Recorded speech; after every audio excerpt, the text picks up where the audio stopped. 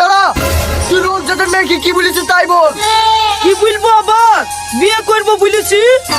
এই তোর লজ্জা লাগছে না এই কথাগুলো আমার সাথে বলতে?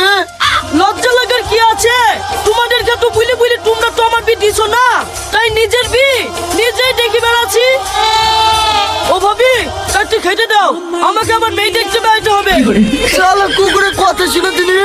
এই তুই প্রত্যেকদিন গ্রামে এক একটা মেয়েকে লেড়ে আসবি আর আমাকে অপমান হইতে হবে। অপমান হয়েছো কেনে? আমার বিয়েটা দিতাম না।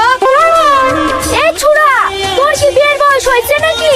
তাই আজ বিয়ে করবো কই লাফাচ্ছি? ভাবি তুমিই বলো, ওই পাড়ার পটলের ছেলে আমার থেকে ক বছরের ছোট? ওই পাড়ার পটলের ছেলে তো তোর থেকে 4 বছরের ছোট। ওর কটা ছেলে? ওর দুটো ছেলে। তাহলে তুমিই বলো ভাবি, এই বয়সে আমার কত লস হইলো।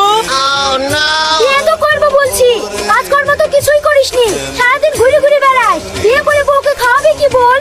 কেনে ভাই লেখি দেবে আর তুমি রেডি রেডি খাওয়াবা? এই তুই কাকে বুঝাচ্ছি, ও বুঝবে নাকি? এই আমি লেসি দেব, তোর ভাবি রান্না করবে, তুই আর তোর বউ বসে বসে খাবি না। হ্যাঁ। বেড়া বাড়ি থেকে, তোর জ্বালা আমি আর সহ্য করতে পারছি নি। তাহলে বিয়ে দিবা না? না